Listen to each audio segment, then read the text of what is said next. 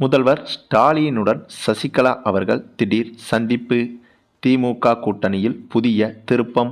எதிர்பாராத பயங்கர அதிர்ச்சியில் எடப்பாடி மற்றும் டிடிவி தினகரன். தமிழக அரசியலை புரட்டி போட்ட அரசியல் நிகழ்வு.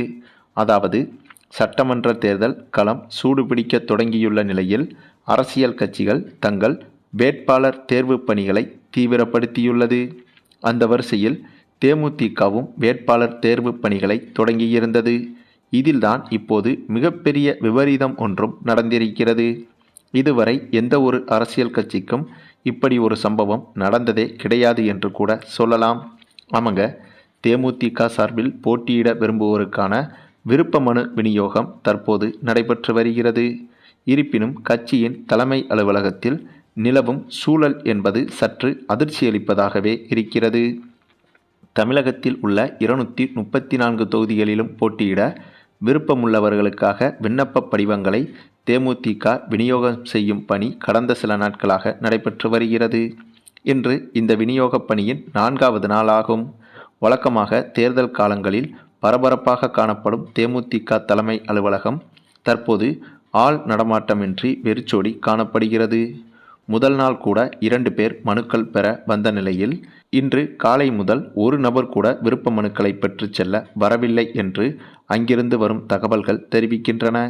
கட்சியின் பொதுச் செயலாளர் பிரேமலதா விஜயகாந்த் முன்னதாக வெளியிட்ட அறிவிப்பின்படி விருப்ப மனுக்களுக்கான கட்டண விவரங்கள் பின்வருமாறு நிர்ணயிக்கப்பட்டுள்ளது.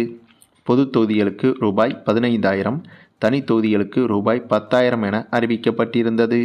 இந்த விருப்ப மனுக்களை பூர்த்தி செய்து சமர்ப்பிக்க பிப்ரவரி 12ஆம் தேதி வரை கால அவகாசமும் வழங்கப்பட்டிருந்தது. ஆனால் தேமுதிக அலுவலகம் தற்போது மயான அமைதியாக காணப்பட்டாலும் வரும் நாட்களில் விண்ணப்பங்களை சமர்ப்பிக்க வருவோரின் எண்ணிக்கை அதிகரிக்கும் என்று கட்சி நிர்வாகிகள் தரப்பில் எதிர்பார்க்கப்படுகிறது. ஆனால் கட்டணம் அதிகமாக இருப்பதால் யாரும் ஆர்வம் காட்டவில்லை என்று கூறப்படுகிறது. அதே சமயம் கட்டணம் மட்டுமே இங்கே விஷயம் கிடையாது என்றும், எந்த கூட்டணியை பிரேமலதா விஜயகாந்த் கூட்டணியோடு இணையப் போகிறார் என்ற குழப்பம் நிலவி வருவதால் தான் எதை நம்பி இந்த விண்ணப்ப மனுவை வாங்குவது என்ற குழப்பத்தில்தான் யாரும் தேமுதிக அலுவலகத்தை நோக்கி வரவில்லை என்ற தகவல் வெளியாகியிருக்கிறது. விஜயகாந்த் மறைவுக்கு பிறகு சந்திக்கும் மிக முக்கியமான சட்டசபை தேர்தல் இது என்பதால் கட்சி தொண்டர்கள் மிகுந்த உற்சாகத்துடன் விண்ணப்பிப்பார்கள் என்று எதிர்பார்க்கப்பட்டது. எனினும் 4வது நாளிலும் கூட நிலவும் இந்த மந்தநிலை அரசியல் வட்டாரத்தில் விவாதப் பொருளாக மாறி வருகிறது. 12ஆம் தேதிக்குள் எத்தனை பேர் மனுக்களை சமர்ப்பிக்கிறார்கள் என்பதை பொறுத்தே கட்சியின் பலம் தெரிய வரும். சமீபத்திய அரசியல் வட்டார தகவலின்படி தேமுதிக தலைமை ஆளும் திமுக தரப்புடன் நெருக்கம் காட்டி வருவதாக தெரிகிறது. கடந்த மாதம் நடந்த பிரதமர் மோடியின் பிரம்மாண்ட பொதுக்கூட்டத்தை தேமுதிக புறக்கணித்ததிலிருந்தே தேமுதிக அதிமுக கூட்டணியிலிருந்து விலகிவிட்டதாக உறுதி செய்யப்பட்டது. தற்போது திமுக கூட்டணியில் இணைவதற்கே தேமுதிக தரப்பில் 2 முக்கிய நிபந்தனைகள் விதிக்கப்பட்டுள்ளதாகவும் கூறப்படுகிறது. குறைந்தபட்சம் 10க்கும் மேற்பட்ட சட்டமன்ற தொகுதிகள் தங்களுக்கு ஒதுக்க வேண்டும் என்று தேமுதிக கட்சி திமுகவிடம் பேரம் பேசியிருக்கிறது. மேலும் தேமுதிகவுக்கு ஒரு ராஜ்யசபா சீட் உறுதி செய்யப்பட வேண்டும் என்ற கோரிக்கையும் தேமுதிக சார்பில் வைக்கப்பட்டுள்ளது. இருப்பினும் திமுக தரப்போ 6 முதல் 7 இடங்கள் வரை மட்டுமே ஒதுக்க முன்வந்துள்ளதாக தெரிகிறது. திமுக கூட்டணியில் நின்றால் மட்டுமே வெற்றி வாய்ப்பு அதிகம் என்பதை சொல்லி தேமுதிகவை சமாதானப்படுத்தும் முயற்சியில் அறிவாலயம் ஈடுபட்டுள்ளது. ஆக இனிமேல் தேமுதிகவுக்கு வேறு வழியே கிடையாதுங்க. கண்டிப்பாக திமுக கூட்டணியை நோக்கிதான் தேமுதிக வந்தாக வேண்டும். அதுவும் இப்போது விண்ணப்ப மனுவை வாங்குவதற்கு ஒரு கூட தேமுதிக அலுவலகத்திற்கு வரவில்லை. ஆகையால் இனிமேல் தேமுதிக பெரிய கட்சி போல ஜம்பம் காட்டவும் முடியாது. தேமுதிகவின் கரை வெளுத்துவிட்டது என்பதை இதன் மூலம் புரிந்து கொள்ள முடிகிறது. அதே சமயம் தேமுதிக மற்றும் திமுக கூட்டணியில் இணைந்தார்கள் என்றால் கண்டிப்பாக அது திமுகவுக்கும் தேமுதிகவுக்கும் பலமாக அமைந்துவிடும். ஆனால் தேமுதிக தனியாக நின்றாலோ அல்லது அதிமுக கூட்டணிக்கு சென்றாலோ அந்த 2 பேருக்குமே பலனில்லாமல் போவதற்குத்தான் அதிக வாய்ப்புகள் இருக்கிறது.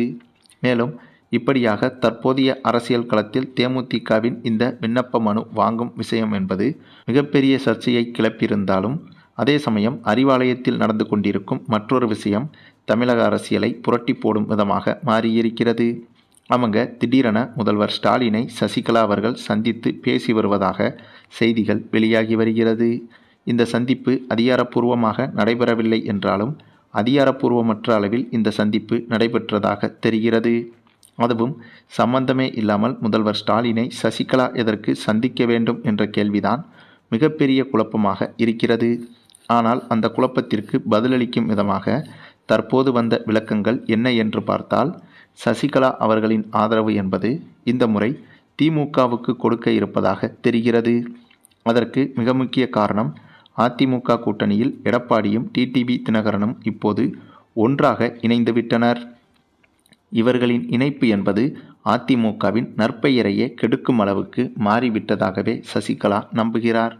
ஏனென்றால் அதிமுகவை அழிக்கும் செயலை செய்தவர்தான் எடப்பாடி. அப்படிப்பட்டவரின் அரசியல் வாழ்க்கையை காணாமல் போக வைக்கவே டிடிவி தினகரன் கட்சியை ஆரம்பித்தார். ஆனால் இப்போது டிடிவி தினகரனும் சேர்ந்து கொண்டு எடப்பாடி போன்ற துரோகிக்கு வலு சேர்ப்பது போல டிடிவி தினகரனின் செயல் மாறிவிட்டதாக சசிகலா தரப்பு கூறி வருகிறது. இதன் காரணமாகவே அதிமுகவை அழிக்க கைகோர்த்திருக்கும் எடப்பாடியையும் டிடிவி தினகரனையும் அரசியலிலிருந்தே ஓரம் கட்ட சசிகலா முடிவு செய்திருக்கிறாராம். திமுக போன்ற எதிரியை எப்போது வேண்டுமானாலும் பார்த்து கொள்ளலாம். ஆனால் எடப்பாடி டிடிவி தினகரன் போன்ற நம்பிக்கை துரோகிகளை விட்டு வைக்கவே கூடாது என்பதற்காகவே இப்போது திமுகவுக்கு இந்த தேர்தலில் ஆதரவை வெளிப்படுத்தினால் அதிமுகவின் வாக்குகள் என்பது மொத்தமாக சிதறிவிடும். ஏனென்றால் சசிகலாவுக்கு என குறிப்பிட்ட வாக்குகள் என்பது தமிழகத்தில் ஏற்கனவே இருக்கிறது. அந்த வாக்குகள் என்பது திமுக கூட்டணிக்கு விழும்போது அது அதிமுக கூட்டணிக்கு மிகப்பெரிய பின்னடைவாக மாறிவிடும். ஆக இந்த ஒரு காரணத்தினாலேயே தற்போது எடப்பாடி டிடிவி தினகரனுக்கு தக்க பாடம் கற்றுக் கொடுக்கவே சசிகலா அவர்கள் திமுகவுக்கு இந்த தேர்தலில் ஆதரவு தெரிவிக்க உள்ளதாக தெரிகிறது. அதனால்தான் திடீரென முதல்வர் ஸ்டாலினை சசிகலா அவர்கள் இப்போது சந்தித்து வருவதாகவும் தகவல்கள் வெளியாகி வருகிறது. மேலும் இந்த ஒரு சம்பவம் என்பது அதிமுக கூட்டணியை பொறுத்தவரையில் என்னவாக வேண்டுமானாலும் இருக்கட்டும். ஆனால் சசிகலா அவர்கள் முதல்வர் ஸ்டாலினை சந்தித்திருப்பது என்பது திமுக கூட்டணிக்கு மிகப்பெரிய பலமாக மாறியிருக்கிறது. ஏனென்றால் இந்த ஒரு விஷயம் என்பது, அதாவது சசிகலாவே நேரடியாக ஸ்டாலினை வந்து சந்தித்திருப்பது என்பது அதிமுக வாக்குகளையும் திமுகவுக்கு கொண்டு வருவதற்கு நிறைய வாய்ப்புகள் உருவாகியிருக்கிறது. இது முதல்வர் ஸ்டாலினுக்கும் நன்றாகவே தெரியும். அதனால்தான் சசிகலாவின் இந்த சந்திப்பை முதல்வர் ஸ்டாலினும் ஏற்றுக்கொண்டு இருவரும் சந்தித்துள்ளனர் என்ற செய்தி வெளியாகியிருக்கிறது. சரி, நீங்கள் சொல்லுங்கள், சசிகலா மற்றும் ஸ்டாலினின் இந்த சந்திப்பு என்பது திமுகவுக்கு பலமாக அமையுமா அல்லது பலவீனமாக மாறுமா என்பதை பற்றி உங்களுடைய கருத்துக்களையும் கமெண்டில் தெரிவிங்க. மேலும் இந்த வீடியோ பிடிச்சிருந்தா லைக் பண்ணுங்கள், மற்ற அனைவருக்கும் ஷேர் பண்ணுங்கள், மறக்காமல் நம்ம சேனலை சப்ஸ்கிரைப் பண்ணுங்கள்.